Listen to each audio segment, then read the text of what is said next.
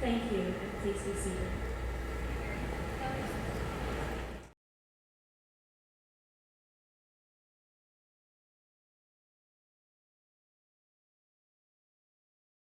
Veterans, guest speaker, students, faculty, and staff to our annual observance of Veterans Day. Veterans Day is a federal holiday in the United States observed annually on November 11th. In legislation that was passed in 1938, November was dedicated to the cause of world peace and to be hereafter celebrated and known as Armistice Day. It is to honor military veterans, which is defined as any person who has served in the military United States Armed Forces and were discharged under conditions other than dishonorable. It coincides with other holidays, including Armistice and Remembrance Day, which is celebrated in other countries that marks the anniversary of the end of World War I. Major hostilities of World War I were formally ended at the 11th hour of the 11th day of the 11th month of 1918, when the armistice with Germany went into effect.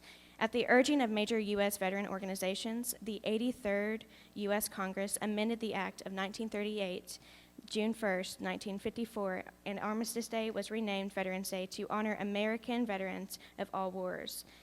In 1968, the Uniforms Holiday Bill ensured 3-day weekends for federal employees by celebrating 4 national holidays on Mondays. This included Veterans Day.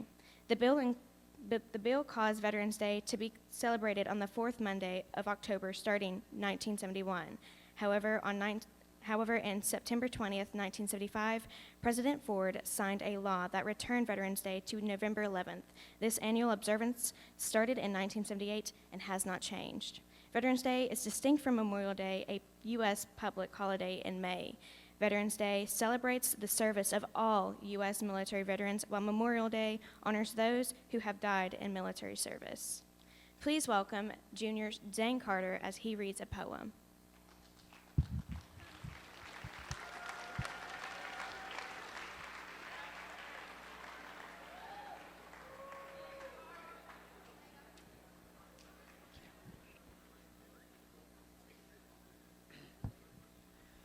It is the veteran, not the preacher, who has given us freedom of religion. It is the veteran, not the reporter, who has given us freedom of the press. It is the veteran, not the poet, who has given us freedom of speech. It is the veteran, not the campus organizer, who has given us freedom to assemble. It is the veteran, not the lawyer, who has given us the right to a fair trial. It is the veteran, not the politician, who has given us the right to vote.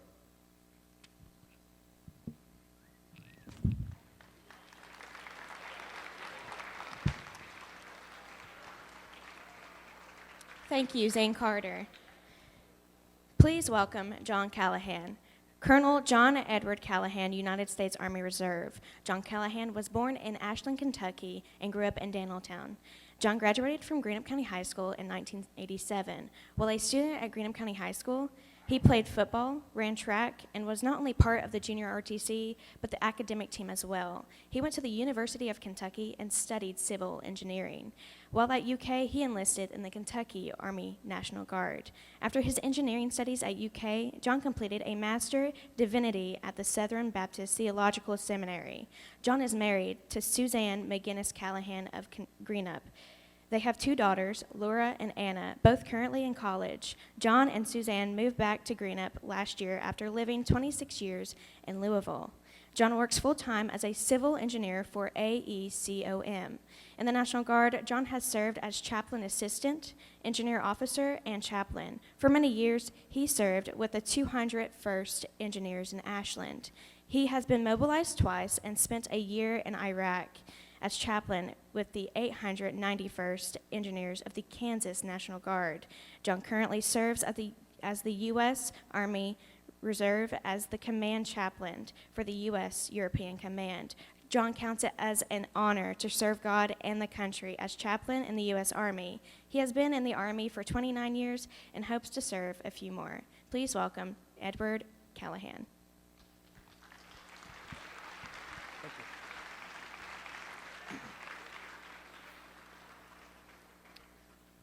It is an honor to be here to talk to you on Veterans Day, and it's an honor to be with my fellow veterans and to be representing you all today. I also have to give a shout out to my nephew, Ben Smith, over there, that's making sure that I look good on camera as well. So thank you, Ben. I'm going to tell you a few stories, and hopefully when I tell these stories, it also help you think about some of the things that are important to me as a veteran or someone that is serving our country. And I forgot my notebook, just a second. Now, the veterans over there are probably thinking, oh no, they've allowed a chaplain to get up here and talk. We're going to be here for an hour and a half or 2 hours. I'll try not to be too long-winded, but a chaplain in the military is kind of the preacher in the military, so I'll try not to give you too much of a sermon. But I went to basic training, just like most soldiers, folks in the military, and I can think about some of the lessons that I learned from that. And the lessons really were all about perseverance, sticking to it. I can remember being so tired at one point that they pushed us on the back of a big truck, and we're packed on this truck so that you can't even sit down. And as we're driving back out in the middle of the night to match up with the rest of our platoon, I can remember actually falling asleep standing up. Now, we were packed in so tight that it wasn't like I was going to fall over anyway. But imagine just being so tired that you're sleeping standing up. Another thing that I remember during that time, 8 weeks in basic training, that might not sound like much, but when you got a drill sergeant yelling at you all the time and making you do push-ups, 8 weeks seems like a pretty long time. And I had to tell myself that for the next 8 weeks, this was my life, and just accept that and know that it wasn't going to last forever. One of the experiences that you have when you go through basic training or boot camp or something like that is they make you go through a gas chamber, and where they do tear gas.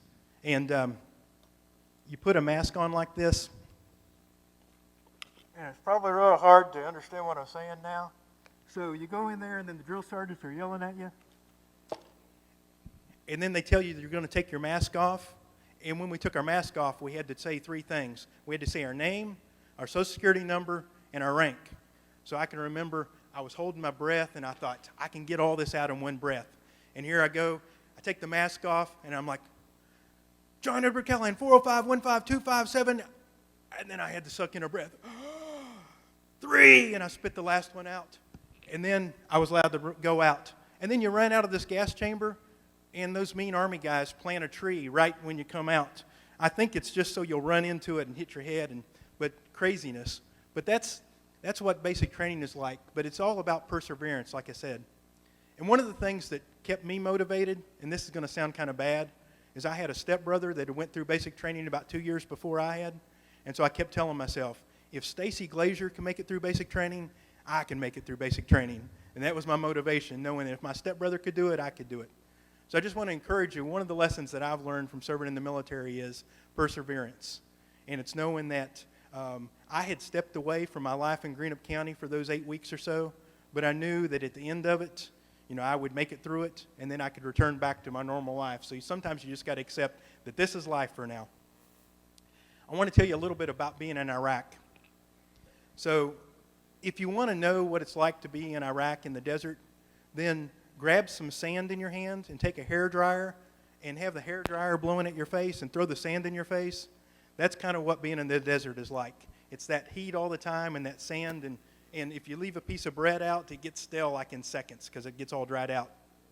But here's a lot of veterans could tell stories about being shot at and stuff like that, and I have a lot of respect for that, but I want to tell you guys kind of the scariest story for me when I was in Iraq. I've been there almost a year, and it's almost time to go home, so I've got about 10 days, and I'm going to get on a plane and fly back to the United States, so I'm pretty excited. My replacement, another chaplain, is there, and in those last 10 days, I get a call one day from some of the electricians that are working with us, and I don't know if this will make sense, but to get water to our camp, there were big pumps, and those pumps were ran by electricity, and they were out at the Euphrates River. And so the electricians would occasionally have to go out and check on those pumps. Well, one day the electricians call me up, and they say, hey, Chaplain Callahan, I know you've been wanting to take Sergeant Haberline out and baptize her in the Euphrates River. Well, here's your chance. So I called up Sergeant Haberline and said, this is the chance. Let's go jump in the Humvee, and we'll go out to Euphrates and baptize you. So we go out to the Euphrates River, and we're out there, and the electricians go up, and they're working on the pumps. And all of a sudden, there's a bunch of canoes that arrive in the Euphrates, and all these Iraqi kids get out. And there's probably a dozen of them. And we've got a video camera, and they're hopping around, and they're all excited because there's American soldiers out here, and we're filming them. And Sergeant Haberline and I walk over to our Humvee, and we're taking off our body armor because obviously if you're going to get in a river to do a baptism, you don't want all the weight of that body armor and a helmet on you because you might go down and not come back up. So we take our body armor off, and when we're doing this, I as a chaplain don't get to carry a weapon, but Sergeant Haberline's got her M16 on her shoulder. She takes it off and sets it up against the Humvee. One of the electricians that's just carrying a 9mm pistol on his side comes over and grabs it, but we didn't know that. And he walks off and he goes back to the pumps, and he's working on the pumps. And this huge, big sergeant electrician had whispered to Sergeant Haberline in a soft voice, "I'll take care of your M16," but we didn't hear that. So I'm sure you veterans can appreciate that here I am, a young captain chaplain. I'm the highest ranking guy out here. I'm thinking 10 days and I'm going to be back home with my family. But now I'm thinking, we've lost an M16 with real bullets in it in a combat zone. I'm not going back home. I'm going to end up in Fort Leavenworth. And so that was one of my scariest days. So I go around and I start whispering to the other soldiers, "Hey, Sergeant Haberline has lost her weapon. Now don't panic or anything, but look around for it." And then I see a couple of Iraqi men, adults, standing off to the side, and I'm just sure that somebody has stolen this M16 and I'm going to be in a lot of trouble. And as I go up to whisper to the electrician, I'm like, "Hey, Sergeant so-and-so, Sergeant Haberline's lost her M16. And he's like, "Well, Chaplain, here it is," hanging on his shoulder. Now, once we did the baptism, I had to gather all the soldiers around, and I said, "I know everybody's going to want to tell this story when we get back to base. But when you tell the story, you have to start with Sergeant so-and-so had Sergeant Haberline's M16 the whole time, because otherwise I think we would have gotten in a lot of trouble." When I was in Iraq, the main thing I learned there was about family, though. And though she's not here today, Emma K. Ruark is my niece, and she was just a little tiny kid when I was in Iraq. But she couldn't say Uncle John, so she called me Uncle Gone. So when I was deployed, I was Uncle Gone. And that kind of made me a little bit sad. But for the first year of her life, I wasn't around. And for my daughters, likewise. I missed their first soccer games while I was in Iraq. My daughter Anna, who was just about 4 years old when I was deploying, she had 3 requirements for me, and I thought these were pretty wise. She said Daddy had to send her a lot of letters, and so I did when I was in Iraq. She said Daddy had to send her gifts, and anywhere there's an American soldier with money, there's somebody that'll sell you gifts. So I was able to find some gifts and send them back home. And then her third requirement was when Daddy came home, I had to take her to Disney World. So in 2006, right after I came back, we were in Disney World on Anna's birthday on February the 4th to make sure I fulfilled that requirement. But think about that. We think about the veterans, and I'm not taking away from the sacrifices we make, but think also about the families of the veterans and the sacrifices they make as well. Okay, now the last little piece of stories that I'm going to tell are not mine, but they belong to my papaw. My papaw Markle served in World War II, and I can think about being in the desert, and that was hard, but the soldiers in World War II, day in and day out, they found themselves in combat, and no way really to get away from that. But he told me some stories, and I think one thing interesting was, you all might not be able to see this, but this is a spoon. These are some family photos, and here's a small New Testament. Now, these are not the ones that he carried, but my grandpa in World War II kept a small Bible, family photos, and a spoon in his pocket, in his uniform. I'll get back to that in a minute. The reason he carried a spoon was because they didn't always have sea rations or food. And so sometimes as they were going through France and through Germany, they would go down in a cellar and find a jar of peaches or something and be able to open those up, and that spoon would allow them to get something to eat. One day my grandpa told a story about how he was going through this German village, and he saw some chickens over in a chicken pen. And being a boy from the hills of eastern Kentucky, he knew that would make a good meal. So he and some of his buddies, they swiped one of the chickens, and they cooked it up for dinner that night. Well, the next day they're walking through the village, and there's this German lady out front of her house shaking her fist at them, and she's very mad because she knows they took one of her chickens. Well, the next day, they swiped a chicken from somebody else's coop and threw it in her patch. So when they walked through the village the next day, she was cheering them on because she knew that they had replaced her chicken. The craziest story my grandpa talks about, though, is about these things. I mentioned they were in his pocket here. They were in a German village, and actually the tanks were going forward first, and the tanks were getting bogged down. And so they called up the infantry, which my grandpa was part of, and he's behind some debris. And at one point, he jumps up with his gun to shoot at the enemy. But when he does, the next thing he knows, something hits his feet. A bullet had came, and it went through his arm here, and it had hit him right here in the chest. But guess what? When it went through his arm and then hit this spoon, hit this Bible, and hit those family photos, the bullet didn't enter his chest. He had a wound bad enough that he knew that at this point he jumps down behind the debris and figures, hey, I'm going to get to go home. So one moment he's all courageous and fighting, and the next minute, not that he's ready to run, but he's thinking, I'm hurt, now's my time to look for help.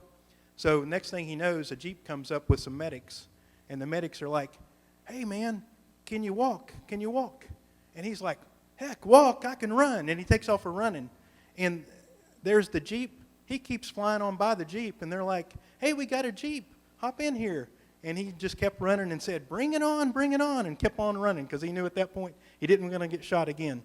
So the lesson I learned from my grandpa, though, is, he died just a few years ago, but I think about the long life he lived and the different people his life had touched. And the lesson I learned from that is just to live a life that's worth living, live a good life. So just to remind you of the lessons through basic training, it's a lesson of perseverance, knowing that we can get through difficult times in life. The lesson that I learned in Iraq was how important family was, and that's what I was over there fighting for. And then that final lesson is the lesson from my grandpa, to live a life, a good life. So with that, what I want to wrap up with is just this idea. In the U.S. Army, I get the privilege of serving as a chaplain in the Army. The chaplain corps in the Army's motto is a Latin motto. It's Pro Deo et Patria. Pro Deo et Patria means for God and country. And I just think about what a blessing that I have as a chaplain, that I get to serve not only my country, all of you all, but also get to serve my God when I put this uniform on. So thank you for allowing me to share with you a little bit about why I feel so privileged to to serve my country. And thank you for allowing me to share on behalf of the veterans here today.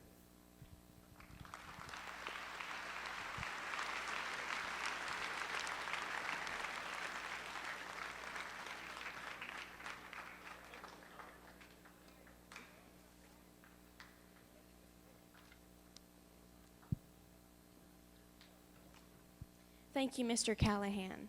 Please welcome Greenup County High School choir members Maddie Mead, Faith Cantrell, Mackenzie Christian, Mackenzie Collins, Emily Collier, Ethan Bossenberger, and Jeremy Perry as they honor our veterans in song.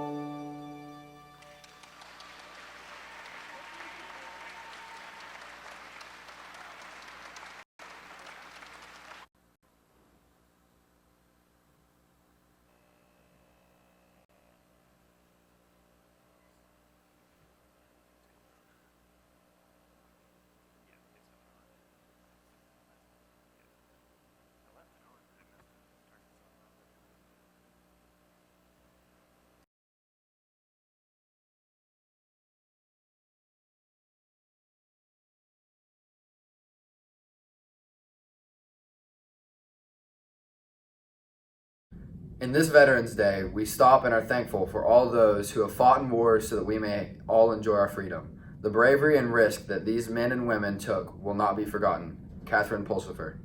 Happy Veterans Day. Thank you for putting the safety of our country above all. I have great respect and gratitude for all who have served. Thank you, veterans, for serving all Americans. I'd like to thank veterans for all their service and all their hard work, because without them, I wouldn't be here in America. Thank you for your service. Words can never express the gratitude that I have for the men and women in the armed services. And I also want to thank my own father who served in the Army. Thank you, Daddy. I love you. Thank you for your service.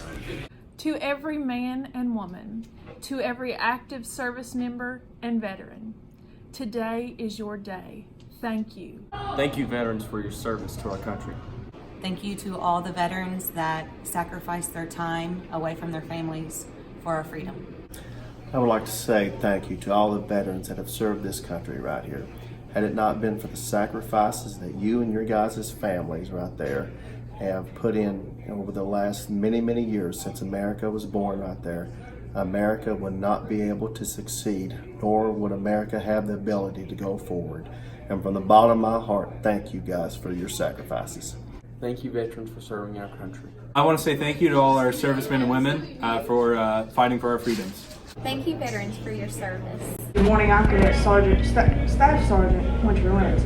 I'd like to say on behalf of ROTC, thank you for your veterans, especially my Uncle Dennis Sowers, who was in the Vietnam War in the Army Infantry. Dear veterans, your service means everything to me. There are no words that are enough to express the gratitude we feel. The fact that we can come and go as we please into our places of work, our homes, and our places of worship is all because of you. And the fact that America is the greatest country on this planet is because of you. Thank you. Thank you for defending our freedom. Thanks, veterans, for all you do. For all our current servicemen and former and those in the future, just want to say thank you very much for doing things that no one else is willing to do anymore hardly. Heroism doesn't always happen in the burst of glory. Sometimes small triumphs and large hearts change the course of history. Mary Roach.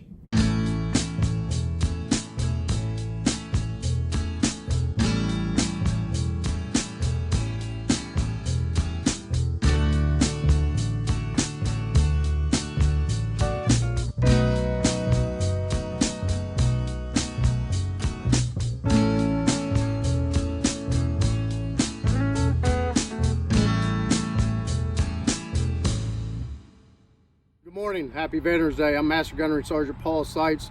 Been working at Greenup County High School for 9 years now. I just want to, congratulate and thank all the veterans out there, and thank you for your service. Hello, my name is Captain Dennis Rice. I served 22 years in the United States Marine Corps before moving back here to teach ROTC. Hey, please keep all the Marines, soldiers, sailors, airmen in your hearts and prayers that are in Afghanistan, Syria, and Iraq today, and please be thinking of them on this Veterans Day. Thank you. Lieutenant Meadows, and I thank all the veterans that served for this country and do what they do. I've had many of them in my family, so thank you all. Hi, my name is Kenny Joe. I'm a cadet private first class, and my grandpa, Paul Reed, was in the Air Force, and I want to thank all you military veterans for your service.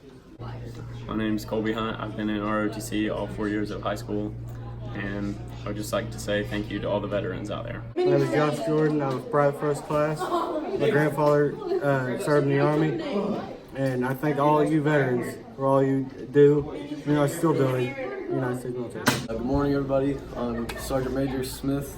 I've been in ROTC for 4 years, and I just wanted to thank all the veterans for their service, and I appreciate you guys, and I love you guys. The truth of the matter is that you always know the right thing to do. The hard part is doing it. Norman Schwarzkopf. Hi, my name is Ryan. I plan to go in the Marines after high school because a bunch of people in my life have been mentors and just seems to be the best option for me after high school. So.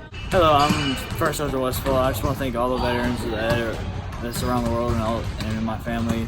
I'm going to be going into the Marine Corps August 17th, and so I just want to say thank you for all the support. Hi, I'm Hannah Rice. I'm in the ROTC program at Greenup County High School.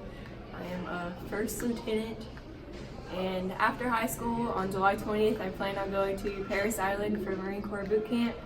And I just want to say thank you guys for your service. Okay. My name is Alex Baker. I'm in the ROTC program. I'm a first lieutenant, and I'd like to thank both my uncles, Merle Collard and Chucky Jones, for their service in the Army. After high school, I'll be doing the Marine Corps. I'm going as an aviation electronics technician.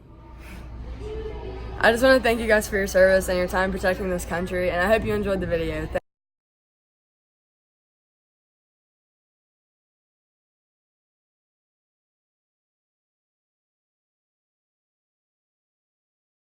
You probably noticed the round table sitting to my left. This is known as the POWMIA table, or the Missing Man table. It is a memorial that is set up in the military dining facilities of the United States Armed Forces and during official dining functions in honor of fallen, missing, or imprisoned military service members. The table serves as a focal point for ceremonial remembrance, originally stemming from U.S. concern of the Vietnam War POWMIA issue. It may be a permanent display within the military dining facilities. We ask that there is complete silence and no moving around as the row Kappa members dress the table and during the playing of taps following the display creation. Thank you.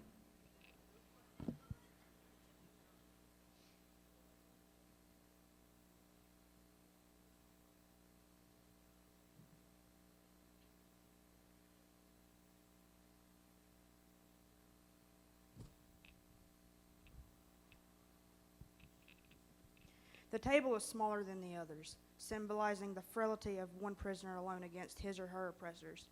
The table is separate from the others and can be set for 1 to 4 places to represent each service. It is round to show our concern for them is never ending.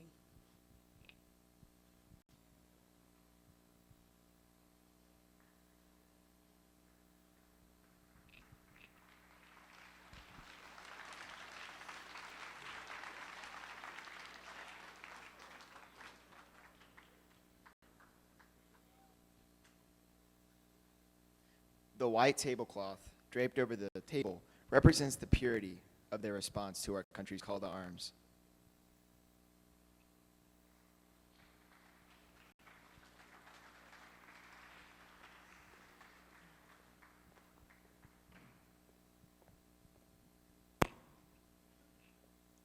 The slices of lemon on the bread plate remind us of their bitter fate.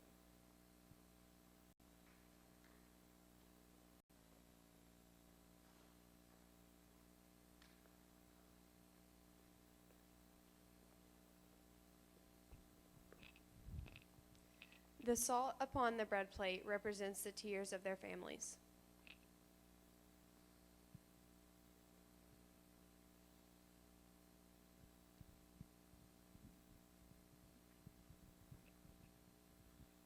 The black napkin stands for the emptiness these warriors have left in the hearts of their families and friends.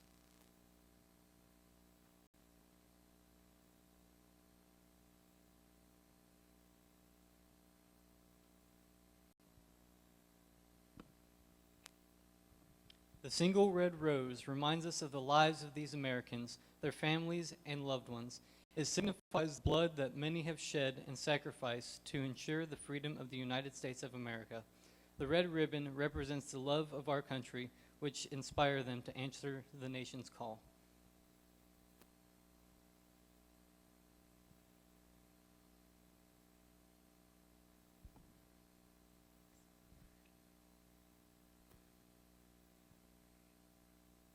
The yellow candle and its yellow ribbon symbolize the everlasting hope for a joyous reunion with those yet accounted for.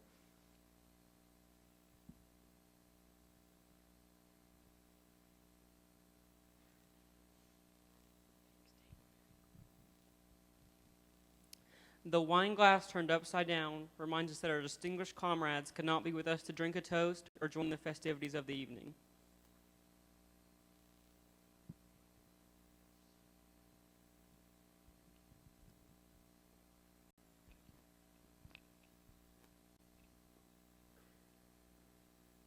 The empty chair depicts an unknown face, representing no specific soldier, sailor, airman, or Marine, but all who are not here with us.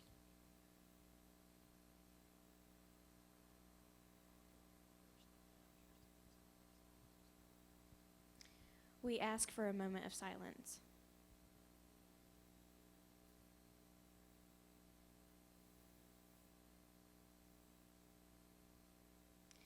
Please welcome Senior Jenna Wireman as she reads a poem.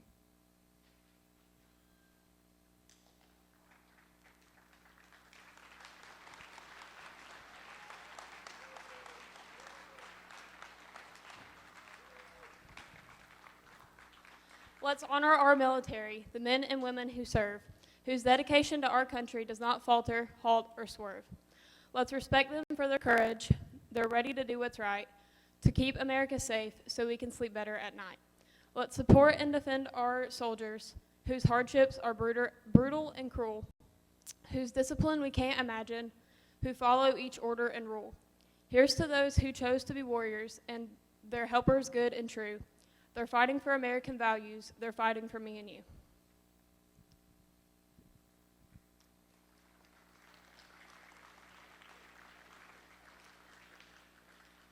Thank you, Jenna.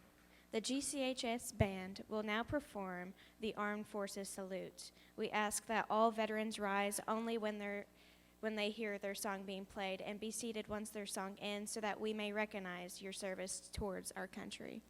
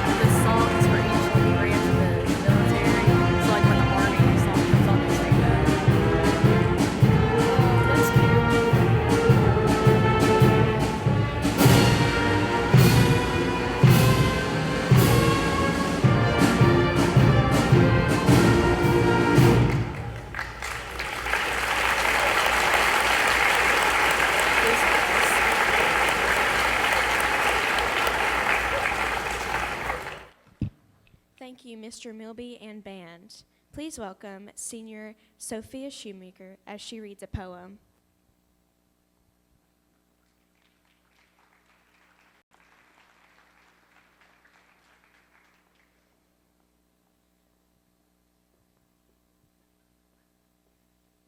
Dear veterans, those of us who have not served will never fully understand the sacrifices you've made, both in times of peace and of war. We will never fully understand what you were required to do or how you were able to do it. We will never fully understand the depths of your scars. But what we can offer you is this. We see you. We recognize your humanity, and we send you love that is gentle, patient, and healing. With blessings and gratitude, we ask that you remember you are loved. Thank you.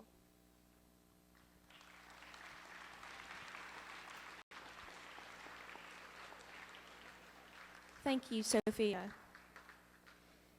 Please welcome. This concludes the 2019 Greenup County High School Veterans Day ceremony. Please show appreciation once more to our guest speaker, Mr. John Callahan.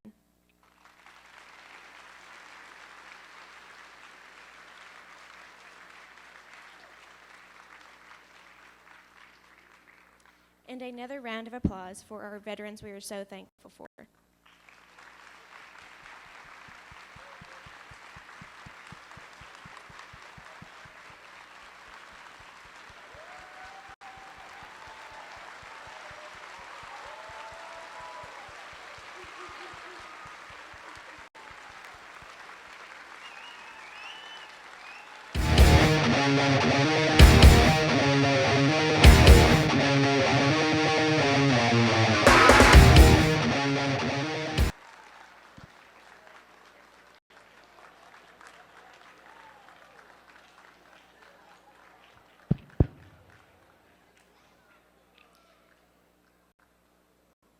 Please remain seated for just a moment.